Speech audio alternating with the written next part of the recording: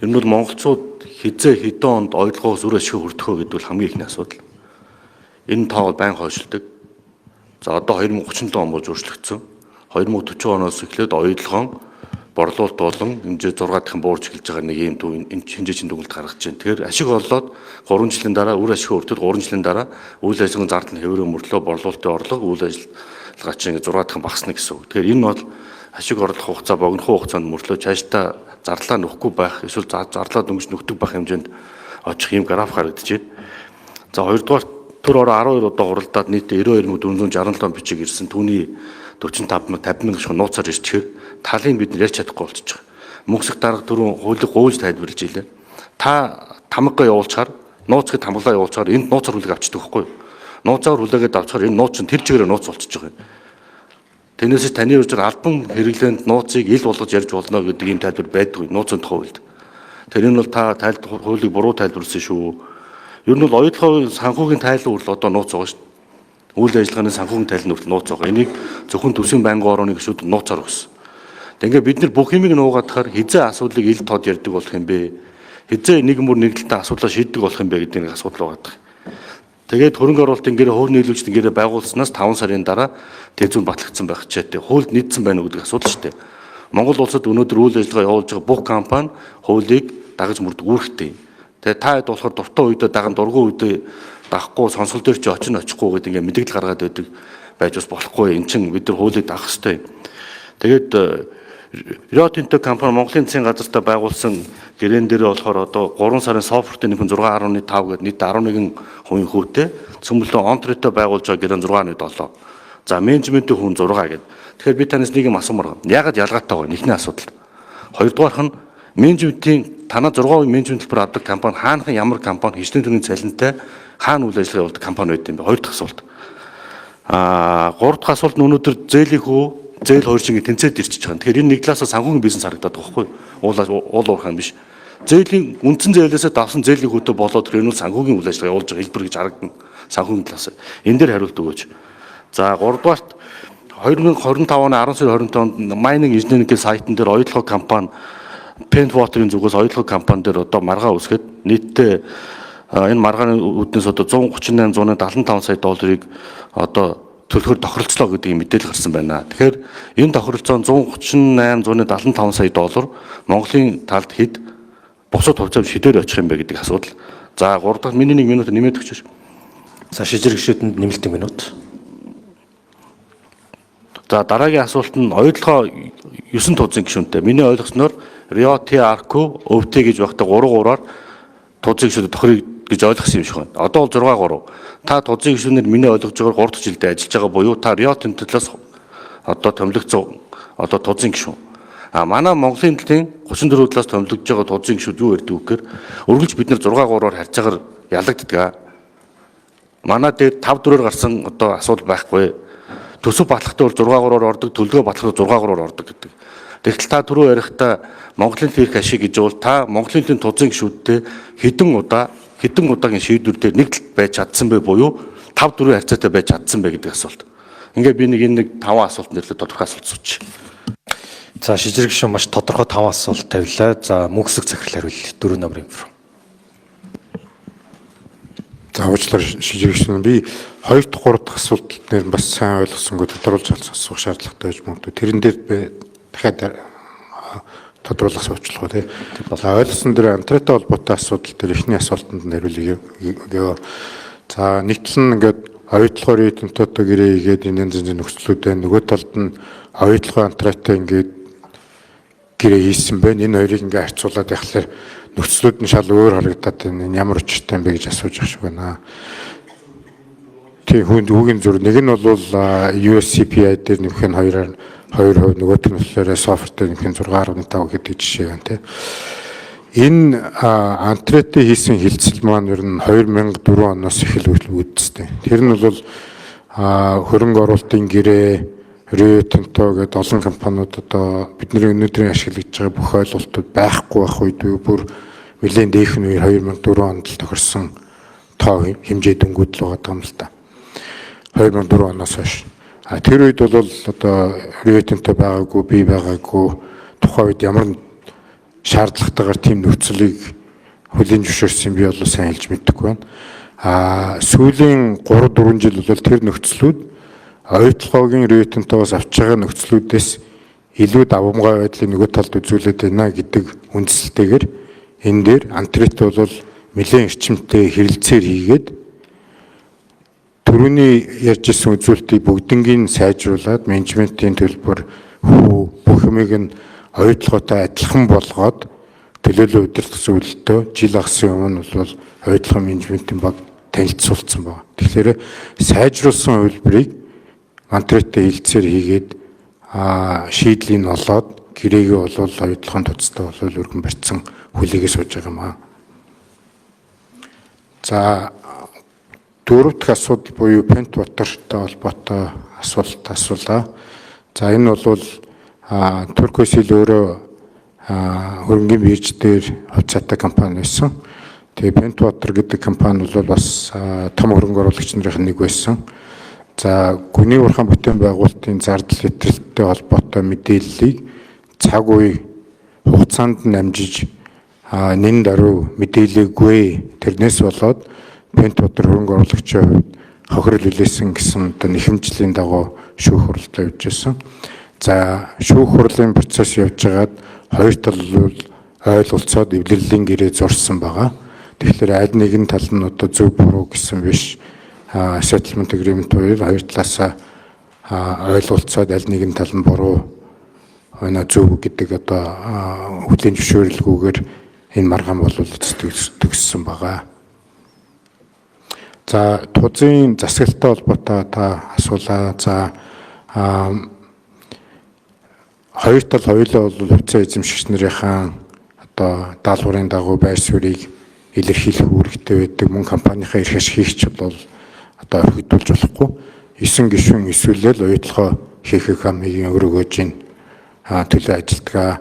За санал зөвлөдөх асуудлууд байдаг. Тэр олон шалтгаантай байдаг. За улс хуриараа одоо санал зөвлөдөхгүй асуудал байдаг. Мэдээллийн тэгш бус байдал заримдаа гарч ирдэг.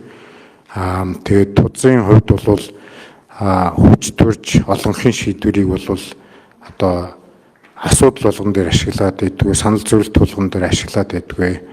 Аль болохоор одоо 100% ойлголцож энэ дээр шийдэл гаргах гэж бол маш их хичээж явдаг. Түрүүний миний одоо нэг жишээ хэлэх юм бол Антреттэй холбоотой 1 жил агасын өмнө сайжруулсан гэрээгээ санал болгоод. За 4 номерын микрофон нэмэлт 1 минут. Тэгэхээр тэр бол бас нэг жишээ байгаа юм. Антреттэй холбоотой асуудлыг жишээлбэл маш чухал асуудал гэж тооцоод энэ дээр бол хүч төрж олонх дэлхийн шийдвэрийг бол гаргаагүй ойлголцохгүй ингээд явж байгаа. Тэгэхээр компани удирдлага болон одоо туудын дарга тузын гишүүд бол аль болохоор 100% санал нэгтэйгээр бодлоо шийдвэр гаргах гэж үнэхээр хичээдэг байгаа юм аа.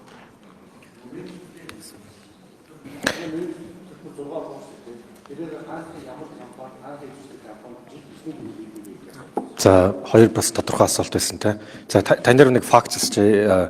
USAPI дээр нэмэх хоёр биш, Canadian Prime-ийг хүү дээр нэмэх хоёр байгаа шүү. Онтрогийн 2025 оны 2 сард байгуулсан хамт ажиллагааны гэрээгээр. За нэмэлт тодруулах 4 номерын. За компаниуд яг нэр хин аль компани нь ямар төлбөрийг авдгийг би тодруулж асуугаад яг тань тодорхой хариу өгье. Хэд хэдэн компаниуд байдаг. Radiant Services Limited гэж компани байгаа. Мөн бас Нидерланд, Люксембургт бас бүртгэлтэй оюутлогын хувьцааг эзэмшигч бол компаниуд байгаа. Зээлийг өгч байгаа бол бас арай өөр охин компаниуд байгаа. Тэгэхээр энэ компаниудад яг нэг нэр урсыг нэрийг нь тусад нь өгье танд. Тэр бол нууц бишээ. Гэрэн дээр байгаа. За шийдвэрлэсэн тодруулга нэмэлт 1 минут. Тэгээ нөгөө яагаад асуугаад байгаа вэ? Оюутлогын менежментийн төлбөр чинь 6 авахаар айгүй өндөр ихгүй юу? Тэгээ энэ 6 авч нийт мөнгөнд өнгөөр тооцохоор одоо би танаас дахиад тодорхой асууя. Үйл ажиллагаа эхэлснээс хойш өнөөдөр их хүртэл жил бүр хэдэн долларыг менежментийн төлбөрт хичнээн компанид өгд юм бэ гэдэг тодорхой хэлээд өгөөч гэж. Уг нь энэ сонсголт чинь бид нээлттэй тодорхой сонсох хэрэгтэй юм л та. Та нар өмнө 5 удаа ирээгүй учраас ингээд энд асуугаад өмнө ирэх ёстой асуултууд тий. За хоёрдугаарт тэр 170 38 175 сая доллар дээр хоёр л тохиролцсон гэхээр хоёр тал тохиролцдог Монголын төлөлийн оролцоо энэ дэр ямар байгаа юм? Монголын төл хэдэн хэмжээний ашиг хүртээ. Энэ чинь 3 хувьцаа эзэмшиж байж хоёр нь хоорондоо тохирчлоо гэж энгийнээр бодоход Монголын төлөө хувьцаа эзэмших ирэх ашиг энэ дэр хангагдаагүй шүү дээ. Одоо энгийн локер харах юм бол тэгэхээр та энэ дээр бас нэг тодорхой хариулт хэлээд өгөөч гэж байгаа юм. За нөгөө нэг асуултанд хариулаагүй. Нөгөө 6 тэрбум долларын зээл чинь одоо хүүн бас 6 тэрбум долларт гараад ингээд 12 орчим тэрбум долларын зээл болон хүүтэй болцсон. Манайх одоо 34 талд. Тэгэхээр эн чинь санхүүгийн бизнес эрхлээд байгаа юм биш үү? За шийдвэр гишүүний тодорхой асуултанд санхүүгийн бизнес хүүгнээс хүү санхүүгийн бизнес юм биш үү гэдэг асуултыг хоёр удаа асуулаа шүү дээ. Тэгэхээр та 4 нөрийн фронт нэмэлт хариулт өгье. За баярлалаа. Яг нөгөө араараас нь нэлээд асуултууд төгсөрч байгаа болохоор бас 4 минут авъя гэж өсгөр байна. Тэгээ шийдвэр гишүүнээ би одоо тойрч зүгтаад байгаа юм биш одоо аль болохоор тодорхой ярих гэж хичээж байгаа юм аа. Тэгээ зарим асуултын хичээн бас ойлгоогүй гэж магадгүй тэмдэглэж аваагүй гэж магадгүй. За менежментийн төлбөртэй холбоотой асуудал бол менежмент хийн төлбөр авч байгаа. За үйл ажиллагааны зардлаас 6% судагдаг.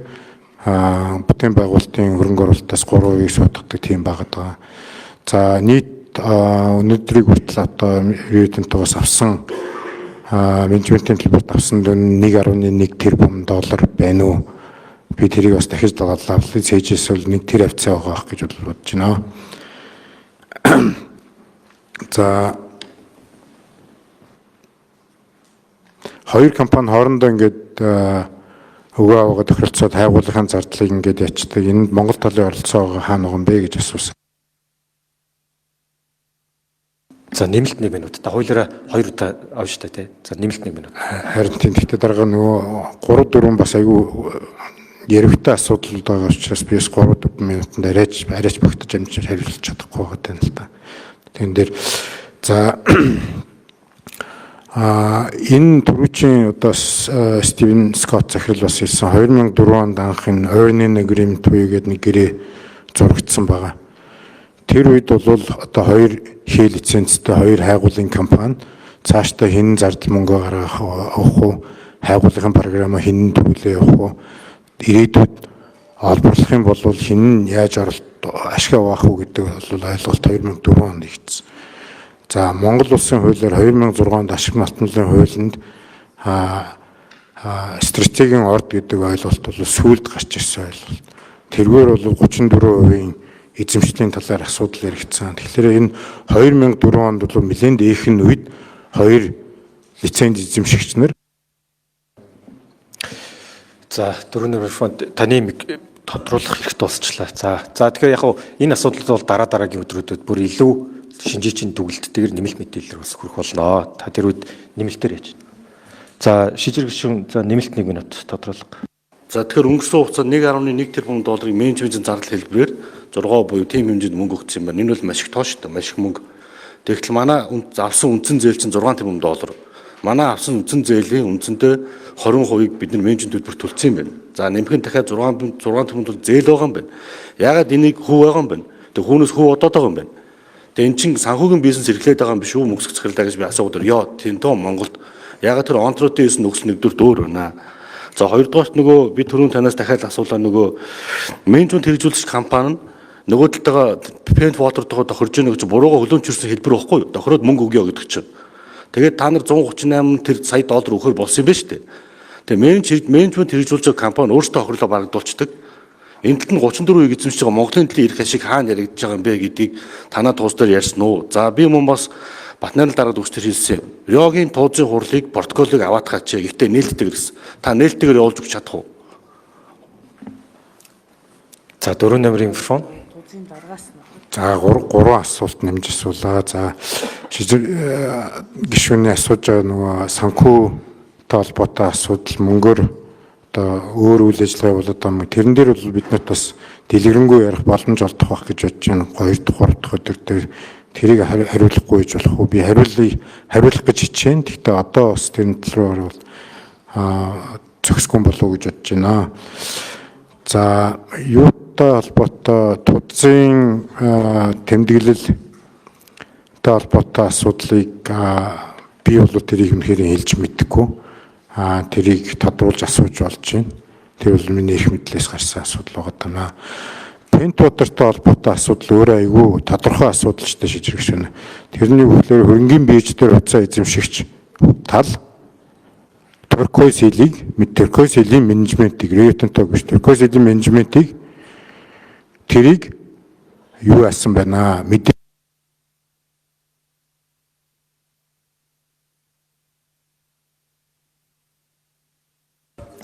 За баярлалаа. За дараа нь нэмэлтээр ярихад та энэ дээр маш ойлгомжтой тодруулга өгөх хэрэгтэй гэж бодож байна. Сая асуултаа бол хариултаа гүйцэд авч чадсангүй гэж харлаа.